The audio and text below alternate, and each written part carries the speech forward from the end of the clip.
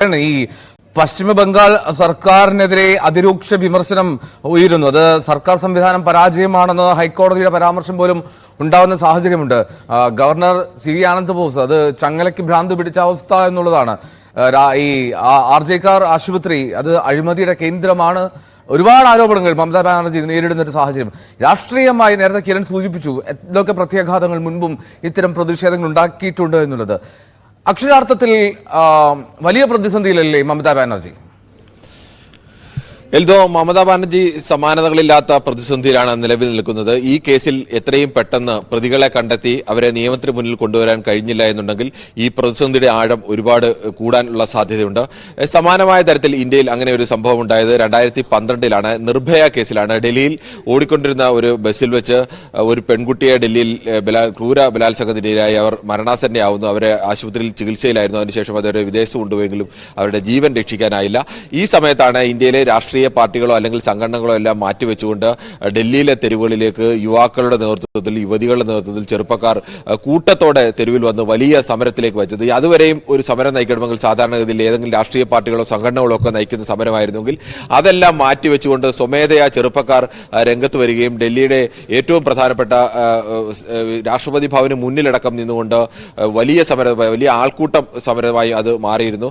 ഒരു തരത്തിലും നിയന്ത്രിക്കാൻ കഴിയാത്ത തരത്തിലേക്ക് ആ സമരത്തിന്റെ രീതി അടക്കം മാറിയിരുന്നു. സമരത്തിന് കൃത്യമായ ഒരു നേതാവോ അല്ലെങ്കിൽ നിയന്ത്രിക്കുന്നവരോ ഇല്ലായിരുന്നു. അതുകൊണ്ട് തന്നെ പോലീസിന് ഏതെങ്കിലും ഭാഗത്തിൽ ആരുമായിട്ടെങ്കിലും ചർച്ച നടത്തി സമരം നിയന്ത്രിക്കാനൊന്നും കഴിയാത്തൊരവസ്ഥ വന്നു. അതിന്റെ ഒരു അനുരണനം ഇന്ത്യയിലെ മുഴുവൻ സംസ്ഥാനങ്ങളിലുമുണ്ട്. ഇന്ത്യ ആകെ അത് വലിയ രീതിയിൽ വീശിയടിച്ചു. പക്ഷെ അതിന്റെ ഒരു ആഫ്റ്റർ എഫക്റ്റ് ഉണ്ടായത്, രാഷ്ട്രീയമായി ഉണ്ടായത്, തുടർച്ചയായി അവിടെ ഭരിച്ചുകൊണ്ടിരുന്ന ഷീലാ ദീക്ഷിത് സർക്കാർ, കോൺഗ്രസ് സർക്കാരിന്റെ പതനമായിരുന്നു. അതോടൊപ്പം തന്നെ തുടർന്ന് വന്ന UPA സർക്കാരിന്റെ പതനത്തിലേക്കുമൊക്കെ ഈ സമരത്തിനെ ഒരു വലിയ തോതിൽ നയിക്കാൻ ഇടയായിട്ടുണ്ട്. ആ തരത്തിലേക്ക് രാജ്യവ്യാപകമായ ഒരു പ്രതിഷേധത്തിന്റെ തുടക്കം എന്ന് വേണം നമ്മൾ ഇതിനെ കാണാൻ. ഇപ്പോൾ ഡോക്ടർമാരും നഴ്സുമാരും അല്ലെങ്കിൽ മെഡിക്കൽ കമ്മ്യൂണിറ്റിയാണ് സമരവുമായി രാജ്യത്താകമാനം രംഗത്തേക്കുന്നത്. ഓഗസ്റ്റ് 9 ഒരു സംഭവമാണ് എന്ന് ഓർക്കണം. ഇന്നിപ്പോൾ ഈ വളരെ കുറച്ച് ദിവസങ്ങൾ കൊണ്ട് തന്നെ ഈ സമരം രാജ്യവ്യാപകമായ പ്രതിഷേധമായി വരുന്നു. സാധാരണഗതിയിൽ ഡോക്ടർമാർ 24 മണിക്കൂർ സമരം ചെയ്താൽ ഏറ്റവും സാധാരണക്കാരായ മനുഷ്യരടക്കം ബാധിക്കുന്ന വിഷയമാണ്.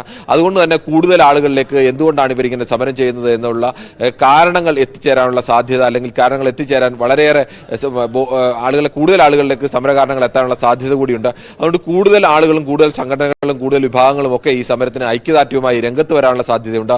ബംഗാളിൽ ഇത് ബംഗാൾ സർക്കാർ, മമതാ സർക്കാരിനെതിരെ ഉള്ള ഒരു സമരമായിട്ടാണ് BJP നടത്തുന്നതെങ്കിൽ രാജ്യവ്യാപകമായി ഈ സമരം നടക്കുമ്പോൾ കേന്ദ്ര സർക്കാരിനെതിരെയുള്ള സമരം എന്ന നിലയിൽ കൂടി ഇത് വ്യാപിക്കുകയാണ്. കേന്ദ്ര സർക്കാർ ആശുപത്രികൾക്ക് പ്രത്യേക സുരക്ഷിത മേഖലയാക്കി മാറ്റണമെന്നും നാഷണൽ മെഡിക്കൽ കമ്മീഷൻ ചട്ടങ്ങളിൽ ഭേദഗതി വരുത്തണം എന്നുള്ള ആവശ്യം ദീർഘകാലമായി ഉന്നയിക്കുന്നതാണ് ഡോക്ടർമാരുടെ സംഘടന. ഇത് കേന്ദ്ര സർക്കാർ അംഗീകരിച്ചിട്ടില്ല. ആ വിഷയത്തിൽ കേന്ദ്ര സർക്കാരിനെതിരെയുള്ള ഒരു സമരമായി കൂടി ഇത് മാറുന്നുണ്ട്. ഏതു തരത്തിലായാലും അധികാരത്തിലിരിക്കുന്ന സർക്കാരുകൾക്കെതിരെയുള്ള സമരമായി കൂടി ഇത്തരം വിഷയങ്ങൾ മാറാനുള്ള സാധ്യത വളരെ കൂടുതലാണ്.